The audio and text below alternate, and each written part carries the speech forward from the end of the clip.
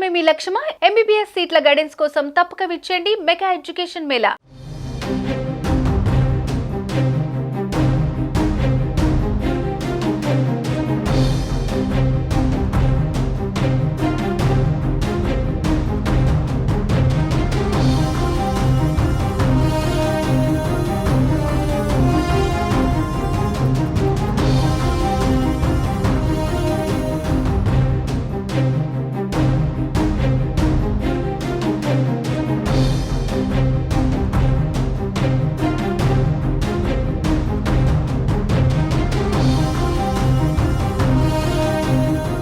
తుంగభద్ర డ్యాంలో గల్లంతైన 19వ గేటు స్థానంలో స్టాప్ లాక్ ఏర్పాటు పనులు విజయవంతంగా పూర్తయ్యాయి.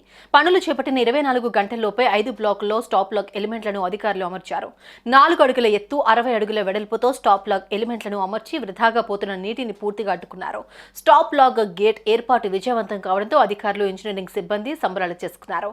డ్యాం గేట్ల నిపుణులు కన్నయ్య నాయుడు పర్యవేక్షణలో గేటు ఏర్పాటు పనులు జరిగాయి.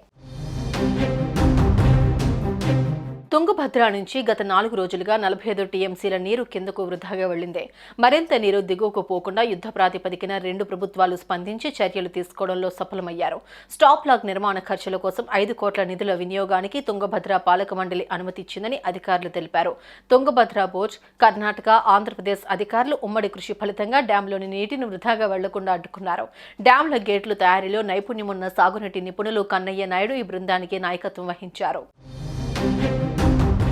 ఆంధ్రప్రదేశ్, తెలంగాణ, కర్ణాటక రాష్ట్రాలకు సాగు, తాగునీటి ప్రధాని అయిన తుంగభద్ర డ్యాం గేటు వరద ప్రవాహంలో కొట్టుకుపోయింది. ఈ నెల 10న రాత్రి డ్యాం 19వ గేటును ఎత్తుతుండగా చైన్ లింక్ తెగిపోవడం ఎందుకు కారణం. ఆ గేటు వద్ద వరద ప్రవాహ ఉధృతి పెరిగి ప్రాజెక్టుకు మరింత ప్రమాదం వాటిల్లకుండా ఉండేందుకు మిగిలిన 32 గేట్లను 2 నుంచి 3 అడుగుల మేర ఎత్తి 1.10 లక్షల క్యూసెక్ల మేర అధికారులు నీటిని విడుదల చేశారు. హైదరాబాద్కు చెందిన డ్యాం గేట్ల నిపుణుడు కన్నయ్య నాయుడు, కర్ణాటక నీరావరి నిగమ్ లిమిటెడ్ ప్రాజెక్టు నిపుణుడు రాజేష్ సహా హైదరాబాద్, బెంగళూరుకు చెందిన ప్రాజెక్టు నిపుణులు కూడా అక్కడకు మరమ్మతులకు సంబంధించి పలు సూచనలు చేశారు. డ్యాం ఖాళీ చేయకుండా గేటు మరమ్మతు చేయాలని నిర్ణయించారు. కొట్టుకుపోయిన గేటు స్థానంలో స్టాప్ లాక్ గేటును అమర్చాలని నిపుణులు నిర్ణయించారు.